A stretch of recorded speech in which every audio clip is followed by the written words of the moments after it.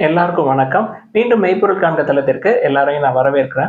முதல்ல சர்வதேச சந்தை எடுத்துக்கிட்டோம்னா, அமெரிக்க சந்தை நேத்து மிக்ஸ்டா தாங்க இருந்தது. நாஸ்டாக் ஒரு 62 பாயிண்ட் டவுனு, டவ் வந்து ஒரு 54 பாயிண்ட்ஸ் அப்பு, S&P 500 ஃபிளாட்டா தாங்க இருந்தது.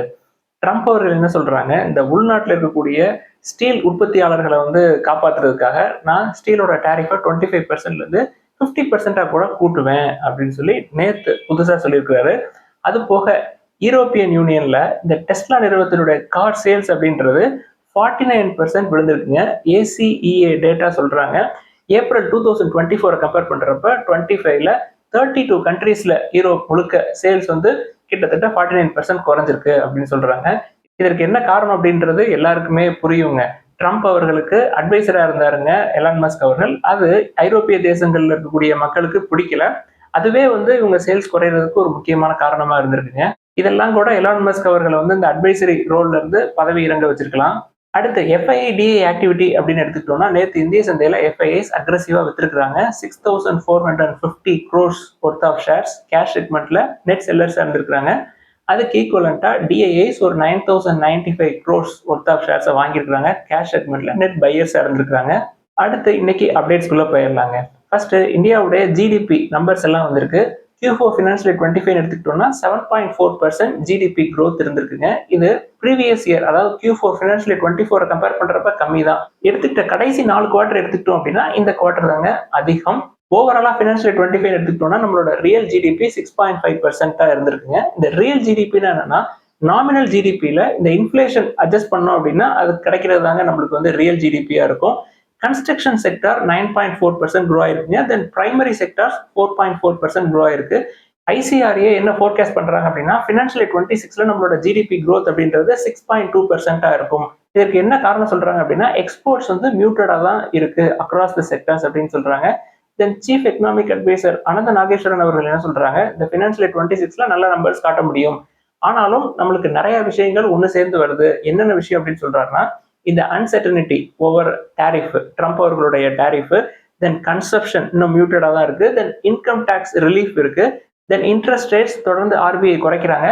மான்சூன் எடுத்துக்கிட்டோம்னா எபோவ் நார்மல் மான்சூனா இருக்குங்க. தென் ஃபுட் இன்ஃபிளேஷன் பயங்கரமா குறைஞ்சிருக்கு. தென் ட்ரேட் கம்பெனிஸ் அவங்களோட கேபெக்ஸை இயர் ஆன் இயர் கூட்டிகிட்டே இருக்கிறாங்க. இது எல்லாமே எக்கனாமியை பூஸ்ட் பண்ணும் அப்படின்னு சொல்றாங்க. நம்ம வெயிட் பண்ணி தான் பார்க்கணும். அடுத்து நிப்டி 50 எடுத்துக்கிட்டோம் அப்படின்னா ப்ரொமோட்டர்ஸ் ஹோல்டிங் அப்படின்றது தொடர்ந்து 4வது குவார்டரா அவங்களோட ஹோல்டிங்ஸ் வந்து குறைஞ்சிக்கிட்டே இருக்குங்க. மார்ச் குவார்டர் எடுத்துக்கிட்டோம் அப்படின்னா ப்ரொமோட்டர் ஹோல்டிங்ஸ் அப்படின்றது 41% இருக்கு. இது கிட்டத்தட்ட 22 இயர்ஸ் லோல இருக்குங்க. இது ப்ரீவியஸ் குவார்டரை கம்பேர் பண்றப்ப 57 பேஸ் பாயிண்ட்ஸ் வந்து குறைஞ்சிருக்கு ப்ரொமோட்டர்ஸோட ஹோல்டிங்ஸ். இயர் ஆன் இயர் எடுத்துக்கிட்டோம் அப்படின்னா குமுலேட்டிவ் ப்ரொமோட்டர் ஹோல்டிங்ஸ் வந்து 2.2% குறைஞ்சிருக்குங்க. இதில் நம்ம கவனிக்க வேண்டியது என்ன அப்படின்னா இந்தியன் ப்ரொமோட்டர்ஸ் வந்து கொஞ்சம் அவங்களோட ஸ்டேக் எல்லாம் கூட்டியிருக்காங்க. ஆனால் ஃபாரின் ப்ரொமோட்டர்ஸ் அவங்களோட ஸ்டேக்கை வித்திருக்கிறாங்க. So foreign institutional investors portfolio investors விற்கிறது ஒரு பக்கம் இருந்தாலும் ஃபாரின் ப்ரொமோட்டர்ஸும் விற்கிறாங்க அப்படின்ற செய்தி நம்மளுக்கு தெரியணுங்க.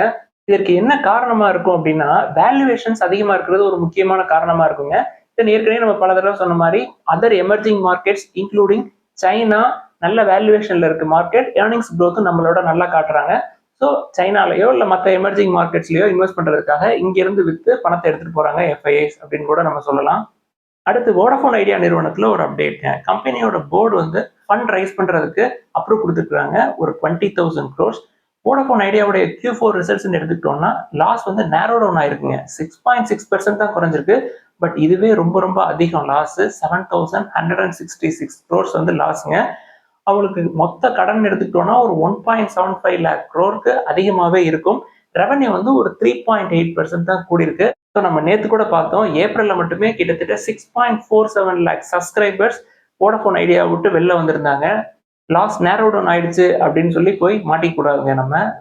அடுத்து அமர் ராஜால ஒரு அப்டேட்டுங்க. கம்பெனி வந்து ஒரு ஜிகா ஃபேக்டரி போடுறாங்க. அதோட ஆப்ரேஷன்ஸ் வந்து ஃபினான்ஷியல் 26ல இருந்து ஸ்டார்ட் ஆக ஆரம்பிக்கும் அப்படின்னு சொல்லியிருந்தாங்க. அவங்களுடைய அந்த ஆப்ரேஷன்ஸை கொஞ்சம் டிலே பண்றாங்க. நாங்க வந்து எங்களோட ஜிகா ஃபேக்டரியில இருந்து லித்தியம் அயான் செல் மேனுஃபேக்சரிங் ஆப்ரேஷன்ஸை ஃபினான்ஷியல் 27ல இருந்து ஸ்டார்ட் பண்ணலான்னு இருக்கோம் அப்படின்னு கம்பெனி சொல்லியிருக்காங்க. அடுத்து அசோக் லைலாண்ட்ல ஒரு அப்டேட்ங்க. கம்பெனிக்கு ஒரு ஆர்டர் வந்திருக்குங்க. North Indian logistic company Patanjali Parivahan private limited ஒரு 250 ட்ரக்குக்காக ஆர்டர்ஸ் வந்திருக்கு. இந்த நிறுவனத்தை பொறுத்த வரைக்கும் 2014ல இருந்து அசோக் லைலாண்ட் கூட ஒரு பார்ட்னர்ஷிப்ல இருக்கிறாங்க. இப்போதைக்கு ஃபர்ஸ்ட் டிரான்ஸ்ல ஒரு 25 ட்ரக்ஸ் அசோக் லைலாண்ட் டெலிவரி பண்ணுவாங்க அப்படின்னு சொல்றாங்க. அசோக் லேலண்டை பொறுத்த வரைக்கும் ஷேர் ஹோல்டர்ஸ்க்கு போனஸ் கிடைக்கும், டிவிடெண்டும் கிடைக்கும். தென் 22 டைம்ஸ் ஏர்னிங்ஸ் இருக்குங்க. 20 கீழே வந்தா நம்ம பார்ப்போம். அடுத்து சிப்லா நிறுவனத்துல ஒரு அப்டேட்ங்க. கம்பெனிக்கு பெங்களூர்ல மேனுஃபேக்சரிங் யூனிட் இருக்கு. அதுல சிஜிஎம்பி இன்ஸ்பெக்ஷன் நடந்தது. அதாவது current good manufacturing practice inspection ஒன்று நடந்தது. அதுல ஒரே ஒரு அப்சர்வேஷன் மட்டும் கொடுத்துருக்காங்க யூஎஸ்எஃப்டிஏ. கம்பெனி என்ன சொல்றாங்க, கொடுத்துருக்க டயத்துக்குள்ள அந்த அப்சர்வேஷனை நாங்க சரி பண்ணிடுவோம் அப்படின்னு சொல்லியிருக்காங்க. கம்பெனி வந்து இப்போ 22 டைம்ஸ் ஏர்னிங்ஸ்ல தாங்க இருக்கு. ஃபார்மா ஸ்டாக்ஸ்ல இதுவும் வந்து ரொம்ப சீப்பான ஸ்டாக்ஸ் தான். நம்ம 20 கீழே வந்தா நம்மளே வந்து வாட்ச் லிஸ்ட்ல ஆட் பண்ணிக்கலாம். அடுத்து டிசிஎஸ்ல ஒரு அப்டேட்ங்க. டாடா குழுமம்னு எடுத்துக்கிட்டோம்னா மொத்தம் ஒரு 20 லிஸ்டட் கம்பெனிஸ் இருக்கும். அது போக எத்தனை அன்லிஸ்டட் கம்பெனிஸ் இருக்கும் அப்படின்றது நமக்கு தெரியாதுங்க. ஸோ இதுல டிசிஎஸோட ரெவன்யூ எடுத்துக்கிட்டோம்னா அவங்களோட மொத்த ரெவன்யூல அவங்களோட சிஸ்டர் கம்பெனிஸ், அதாவது டாடா குடும்பத்திலிருந்து அவங்களுக்கு வர்ற ரெவன்யூ மட்டுமே ஒரு 3.1% இருக்கு அப்படின்னு சொல்றாங்க. இப்ப டிசிஎஸோட ஃபினான்ஷியல் 25 ரெவன்யூன்னு எடுத்துக்கிட்டோம்னா ஒரு 2.5 ட்ரில்லியனா இருந்திருக்கும். இந்த டிசிஎஸோட ரெவன்யூல அவங்களோட சிஸ்டர் கம்பெனிஸ்ல இருந்து வந்த ரெவன்யூ மட்டும் பார்த்தோம்னா 7,825 crores இருக்குங்க. இது ஒரு 8 வருஷத்துக்கு முன்னாடி 2,400 crores இருந்திருக்கு. ஸோ லாஸ்ட் 8 இயர்ஸ்ல டாடா குழுமத்தினுடைய மற்ற கம்பெனில இருந்து டிசிஎஸ் கிடைக்கிற ரெவன்யூ மட்டுமே 3 டைம்ஸ் வந்து ஏறி இருக்குங்க. கம்பெனியோட பிரைஸ் டு ஏர்னிங்ஸ் பார்த்தீங்கன்னா 25 டைம்ஸ் இருக்கு. நமக்கு இப்ப கன்சிடர் பண்ற த்ரெஷோல்டு கீழே இருந்தாலும் நம்ம இன்னும் வெயிட் பண்ணலாம் அப்படின்றது என்னுடைய கருத்து. அடுத்து Adani ports and special economic zones நிறுவனம் வந்து ஃபண்ட் ரைஸ் பண்ணியிருக்காங்க ஒரு 5,000 crores. அதானி குழுமம் வந்து எல்ஐசியை போய் அப்ரோச் பண்ணியிருக்காங்க இந்த ஃபண்ட் ரைசிங் ஆக்டிவிட்டிக்காக. எல்ஐசி வந்து ஃபுல்லாவே சப்ஸ்கிரைப் பண்ணியிருக்காங்க. கூப்பன் ரேட் பார்த்தீங்கன்னா 7.75%. இந்த பாண்டோடைய பீரியட் அப்படின்னு பார்த்தீங்கன்னா 15 இயர்ஸ்ங்க. நிறைய பேங்க்லாம் இருக்கிறாங்க, ஃபினான்ஷியல் இன்ஸ்டிடியூஷன்ஸ்லாம் இருக்கிறாங்க, எல்ஐசி மாதிரியே நிறைய இன்சூரன்ஸ் கம்பெனிஸ்லாம் இருக்குங்க. அவங்களெல்லாம் விட்டுட்டு அதானி குழுமம் வந்து எல்ஐசியை போய் அப்ரோச் பண்ணியிருக்காங்க. எல்ஐசி ஃபுல்லாவே சப்ஸ்கிரைப் பண்ணியிருக்காங்க. ஸோ இந்த கம்பெனியை பொறுத்த வரைக்கும் கிறிசல் ரேட்டிங்னு பார்த்தீங்கன்னா ஏஏஏ தான், நல்ல ரேட்டிங் தாங்க. நிறுவனம் வந்து எதுக்கு ஃபண்ட் ரைஸ் பண்ணியிருந்திருக்காங்க அப்படின்னா அவங்களுக்கு ஏற்கனவே கடன் இருக்கு இல்லையா, அந்த கடனை வந்து அடைக்கிறதுக்கு, then refinancing, then prepayment of debt, இதுக்காக தாங்க வந்து ஃபண்ட் ரைஸ் பண்ணியிருக்காங்க. தனிப்பட்ட முறையில நான் வந்து அதானி குழுமத்தில் எதுலையுமே முதலீடு பண்றதில்லை அப்படின்னாலும் நான் வந்து எல்ஐசி பாலிசி ஹோல்டர் தான். எல்ஐசி மூலமா என் பணம் அதானி குழுமத்துல இன்வெஸ்ட் ஆகுது அப்படின்றது எனக்கே கொஞ்சம் சங்கடமா தாங்க இருக்கு. எல்ஐசி ஏன்டா போட்டோம் அப்படின்ற அளவுக்கு கூட இருக்கு. அடுத்து கரூர் வைஸ்யா பேங்க்ல ஒரு அப்டேட்ங்க. கம்பெனியோட சீஃப் என்ன சொல்றாரு, நாங்க H1 ஃபினான்ஷியல் 26ல புதுசா ஒரு 26 நியூ பிரான்ச்சஸ் வந்து ஓபன் பண்ணுவோம்.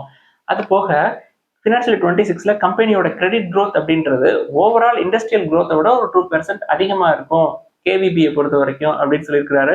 கான்ஃபிடென்ட்டான வேர்ட்ஸ் தான். கம்பெனி வந்து ஃபினான்ஷியல் 25 ரிசல்ட்ஸ் ஸ்ட்ராங்கான ரிசல்ட்ஸ் கொடுத்துருந்தாங்க. அடுத்து இந்தியா சிமெண்ட்ஸ்ல ஒரு அப்டேட்ங்க. கம்பெனி வந்து அல்ட்ராடெக் சிமெண்ட் டேக் ஓவர் பண்ணதுக்கு அப்புறம் டீப் பாட்டில் நெக்கிங் ப்ராசஸ் வந்து இனிஷியேட் பண்ணியிருந்தாங்க. பன்ஸ்வாரா பிளான்ட் ராஜஸ்தான்ல இந்த டீப் பாட்டில் நெக்கிங் ப்ராசஸ் மூலமா அவங்களோட கெப்பாசிட்டி அப்படின்றது 0.3 மில்லியன் டன் பெர் இயர் வந்து இன்க்ரீஸ் ஆயிருக்கு. இந்த டீப் பாட்டில் நெக்கிங் ப்ராசஸ்ங்கிறது என்னன்னா எஃபிஷியன்சி அவுட்புட்டை கூட்டுறதுக்கு என்னென்ன விஷயங்கள்லாம் தடையா இருக்கு அப்படின்றதெல்லாம் கண்டுபிடிச்சு ரிமூவ் பண்ணி அவுட்புட்டையும் எஃபிஷியன்சியும் கூட்டுறதாங்க டீ பாட்டில் நெக்கிங் அப்படின்னு சொல்லுவாங்க. இப்போ இந்தியா சிமெண்ட்ஸ்க்கு ஓவராலா கெப்பாசிட்டி அப்படின்னு பார்த்தோம்னா 14.75 மில்லியன் டன் பெர் இயரா இருக்கு. அல்ட்ராடெக் சிமெண்ட்ஸ் வந்து இந்தியா சிமெண்ட்ஸ்க்கு மட்டுமே ஒரு 1,500 crores கேபெக்ஸ் பிளான் பண்ணியிருக்காங்க நெக்ஸ்ட் 2 இயர்ஸ்க்கு. Q4 ஃபினான்ஷியல் 27ல பாசிட்டிவ் அவுட்புட்டை நம்ம எதிர்பார்க்கலாம் அப்படின்னு சொல்றாங்க. அடுத்து கோல்டு லோனுக்கு ஒரு சில கைட்லைன்ஸ் எல்லாம் கொடுத்திருந்தாங்க Reserve Bank of India. So finance ministry வந்து ஆர்பிஐ என்ன சொல்லியிருக்காங்க, இந்த கைட்லைன்ஸ் எல்லாம் வந்து கொஞ்சம் நாளைக்கு ஒத்தி வைங்க, ஜனவரி 1, 2026 அப்புறம் அதை பார்த்துக்கலாம். அது போக ஒரு சில எக்ஸம்ஷன்ஸ் எல்லாம் கொடுத்துருக்காங்க. சின்ன சின்ன பாரோயர்ஸ் இருப்பாங்களே, 2 லட்சத்துக்கு கீழே இருக்கிறவங்களுக்கு எல்லாம் இவ்வளவு தூரம் பார்க்காதீங்க அப்படின்ற மாதிரி ஃபினான்ஸ் மினிஸ்ட்ரியில இருந்து ஆர்பிஐக்கு செய்திகள் வந்திருக்குங்க. ஸோ இந்த கோல்டு லோன் கைட்லைன்ஸை பொறுத்த வரைக்கும் ஜனவரி 1, 2026 மேல வரக்கூடிய கைட்லைன்ஸ்ல ஒரு சில மாற்றங்கள் இருக்கும் அப்படின்னு கூட எதிர்பார்க்கலாம். ஸோ இந்த செய்திக்கு அப்புறம் நேற்று மணப்புறம் முத்தூட்டோட ஷேர்ஸ் எல்லாம் ஏறி இருந்தாலும் நம்ம கோல்ட் லோன் பிசினஸ் அப்படின்றதுக்காக சவுத் இந்தியன் பேங்க் கன்சிடர் பண்ணி வச்சிருக்கோம் இல்லையா. நம்ம சவுத் இந்தியன் பேங்க் ரிசல்ட்ஸ் வந்ததுக்கு அப்புறம் south Indian, Manappuram, Muthoot, Tamil Nadu mercantile bank இதெல்லாம் கம்பேர் பண்ணுவோம் கோல்ட் லோன் போர்ட்ஃபோலியோ மட்டும் வச்சுக்கிட்டு அப்படின்னு சொல்லியிருந்தோம். ஸோ அதை வந்து இன்னைக்கு கொஞ்சம் பார்ப்போங்க. ஸோ சவுத் இந்தியன் பேங்க்னு எடுத்துக்கிட்டோம்னா அவங்களோட கோல்ட் லோன் போர்ட்ஃபோலியோ ஃபினான்ஷியல் 25 முடிவில் 17,000 crores இருக்குங்க. இயர் ஆன் இயர் பேசிஸ்ல ஒரு 9.5%ல அவங்களோட கோல்ட் லோன் போர்ட்ஃபோலியோ க்ரோ ஆயிட்டு இருக்கு. அடுத்து முத்தூட் எடுத்துக்கிட்டோம் அப்படின்னா 1,03,000 crores இருக்குங்க அவங்களோட கோல்ட் லோன் போர்ட்ஃபோலியோ. அவங்க வந்து ஒரு வருஷத்துக்கு 41% அவங்களோட gold loan portfolio year on year பேசிஸ்ல க்ரோ ஆயிட்டு இருக்கு. அடுத்து மணப்புறம் எடுத்துக்கிட்டோம் அப்படின்னா அவங்களுடைய கோல்ட் லோன் போர்ட்ஃபோலியோ 25,586 crores இருக்குங்க. இவங்க இயர் ஆன் இயர் 18.7%ல க்ரோ ஆகுறாங்க. அடுத்து தமிழ்நாடு மெர்கண்டைல் பேங்க் எடுத்துக்கிட்டோம் அப்படின்னா அவங்களுடைய கோல்ட் லோன் போர்ட்ஃபோலியோ ஒரு 18,000 crores இருக்குங்க. இதுல முத்தூட்டு மணப்புறமே எடுத்துக்கிட்டோம் அப்படின்னா நம்பர் ஆஃப் பிரான்ச்சஸ் ரெண்டு பேருக்குமே ரொம்ப ரொம்ப அதிகங்க. இப்ப முத்தூட்டுக்கு ஒரு 6500 பிரான்ச்சஸ் இருக்கு. மணப்புறம்க்கு ஒரு 3500 பிரான்ச்சஸ் இருக்கு. ஆனா சவுத் இந்தியன் பேங்க்கும் தமிழ்நாடு மெர்கன்டைல் பேங்க்கும் எடுத்துக்கிட்டோம்னா சவுத் இந்தியன் பேங்க் ஒரு 955 பிரான்ச்சஸ் இருக்கு. தமிழ்நாடு மெர்கன்டைல் பேங்க் ஒரு 572 பிரான்ச்சஸ் இருக்குங்க. இதுல நம்ம முத்தூட்டை விட்டுருவோம், அவங்க பெரிய பிளேயர். மிச்சம் 3 எடுத்துக்கோமே, Manappuram, Tamil Nadu Mercantile Bank, South Indian Bank எடுத்துக்கிட்டோம் அப்படின்னா இவங்க 3 பேருக்கும் மத்தியில இருக்கிற இந்த கோல்ட் லோன் போர்ட்ஃபோலியோட டிஃபரன்ஸ்னு பாத்தீங்கன்னா ரொம்ப ரொம்ப கம்மிங்க. இப்ப மணப்புரம்க்கு 25,500 crore டிஎம்பிக்கு ஒரு 18,000 crore, ஒரு 7,500 crores தான் லேகிங்ல இருக்கிறாங்க. அடுத்து மணப்புரமே சவுத் இந்தியன் பேங்கையும் எடுத்துக்கிட்டோம் அப்படின்னா இவங்க 2 பேருக்குள்ள டிஃபரன்ஸே வந்து ஒரு 8,500 crore தாங்க. ஸோ கோல்ட் லோன் பிசினஸை பொறுத்த வரைக்கும் சவுத் இந்தியன் பேங்க் தென் தமிழ்நாடு மெர்கன்டைல் பேங்க் 2 பேருமே இனி வரக்கூடிய காலங்களில் இன்னும் அக்ரெசிவா மூவ் ஆவாங்க. மணப்புரமை எட்டி பிடிக்கதாங்க பார்ப்பாங்க. மணப்புரம் ஃபினான்ஸோட பிரான்ச் நெட்வொர்க்கை கம்பேர் பண்றப்ப சவுத் இந்தியன் பேங்கோ இல்ல தமிழ்நாடு மெர்கன்டைல் பேங்கோ அவங்களோட பிரான்ச் நெட்வொர்க் அப்படின்றது ரொம்ப ரொம்ப கம்மிங்க. அதை வச்சுக்கிட்டு இவங்க இவ்வளவு தூரம் கோல்ட் லோன் கொடுக்குறாங்க. அதனாலதான் நம்ம South Indian Bank Tamil Nadu Mercantile பேங்கை கன்சிடர் பண்றோம். அடுத்து Q4 ஃபினான்ஷியல் 25 ரிசல்ட்ஸை பார்ப்போங்க. ஸ்பந்தனா ஸ்பூர்த்தியோட ரிசல்ட்ஸ் எடுத்துக்கிட்டோம்னா கம்பெனி வந்து ஒரு 434 கோடி ரூபாய் லாஸ் பண்ணியிருக்காங்க Q4 ஃபினான்ஷியல் 25ல. அது போக ஆடிட்டர்ஸ் வந்து potential fraud and weakness in control இருக்குமோ அப்படின்னு சொல்லி சந்தேக கேள்விகளை வந்து எழுப்பியிருக்கிறாங்க. ஓவராலா அசட் குவாலிட்டி அப்படின்றது பயங்கரமா அடி வாங்கியிருக்குங்க. கிராஸ் என்பிஏ கூடுனதுதான் இதுக்கு முக்கியமான காரணம். தொடர்ந்து 3 குவார்டரா லாஸ் பண்றாங்க. Q1ல மட்டும்தான் ப்ராஃபிட் பண்ணிட்டு இருந்திருக்காங்க. ஓவராலா ஃபினான்ஷியல் 25 எடுத்துக்கிட்டோம்னா 1035 crores லாஸ்ங்க. ஃபினான்ஷியல் 24ல 501 crores ப்ராஃபிட் பண்ணியிருந்திருக்காங்க. Asset under management 43% year on year கீழே விழுந்திருக்கு. Q4 பொறுத்த வரைக்கும் கிராஸ் டிஸ்பர்ஸ்ட் அப்படின்றது பயங்கரமா குறைஞ்சிருக்குங்க. 10 டைம்ஸ் குறைஞ்சிருக்கு. 365 crores இருக்கு. இது Q4 ஃபினான்ஷியல் 24ல 3,970 crores இருந்திருக்குங்க. அது போக நேற்று ஆர்பிஐ இன்ஸ்பெக்ஷன் நடந்ததெல்லாம் சொன்னோம். ஓவராலா கம்பெனியோட ரிசல்ட்ஸ் பார்த்தா போரா தான் இருக்கு. இந்த மைக்ரோ ஃபைனான்ஸ் இண்டஸ்ட்ரியை பொறுத்த வரைக்கும் இன்னும் பிரேக் ஈவன் ஆகல அப்படின்றத தெரிஞ்சுக்கலாம். Q1ஓட ரிசல்ட்ஸ் வச்சு தான் நம்ம எந்த ஃபர்தர் டிசிஷன் எதுவுமே எடுக்க முடியும். வேல்யூவேஷன் நல்லா தாங்க இருக்கும். புக் வேல்யூ கம்பேர் பண்றப்ப ஷேர் பிரைஸ் கம்மியா தான் இருக்கும். மண்டே எப்படி மார்க்கெட் இதை ரியாக்ட் பண்ணுது அப்படின்னு பார்ப்போம். இதுல முக்கியமா மார்க்கெட் எதை பார்க்கும் அப்படின்னா இந்த ஆடிட்டர் சொன்ன விஷயம் தான், பொட்டன்ஷியல் ஃப்ராடு தென் வீக்னஸ் இன் கண்ட்ரோல், அதை தான் முக்கியமா சந்தை பார்க்கும். இன்னுமே இந்த மைக்ரோ ஃபைனான்ஸ் செக்டரை கன்சிடர் பண்றது அப்படின்றது விழுற கத்திய கையில பிடிக்கிற மாதிரி தான். அடுத்து இன்னைக்கு கேள்விகளுக்குள்ள போயிடலாங்க. ஃபர்ஸ்ட் கொஸ்டினே வந்து முத்தூட் மைக்ரோ ஃபைனான்ஸ் கன்சிடர் பண்ணலாமா அப்படின்னு சொல்லி கேட்டுருக்காங்க. நம்ம இப்பதான் ஸ்பந்தனா ஸ்பூர்த்தியோட ரிசல்ட்ஸ் பார்த்தோம். ஸோ பிரேக் ஈவன் ஆகிறது எப்போ அப்படின்றது நம்மளுக்கு தெரியாதுங்க. Q1 ஃபினான்ஷியல் 26 ரிசல்ட் வந்தால் தான் தெரியும். வேணா அப்பப்போ 1, 2ன்னு கன்சிடர் பண்ணி வச்சுக்கலாம். அடுத்து காஃபி டேயோட ரிசல்ட்ஸை சொல்லுங்க சார், கடன் இன்னும் அவங்களுக்கு எவ்வளோ இருக்கு அப்படின்ற மாதிரி கேட்டுருக்காங்க. கம்பெனியை பொறுத்த வரைக்கும் at the end of financial 25 உங்களுக்கு கடன் வந்து 425.38 crores இருக்குங்க.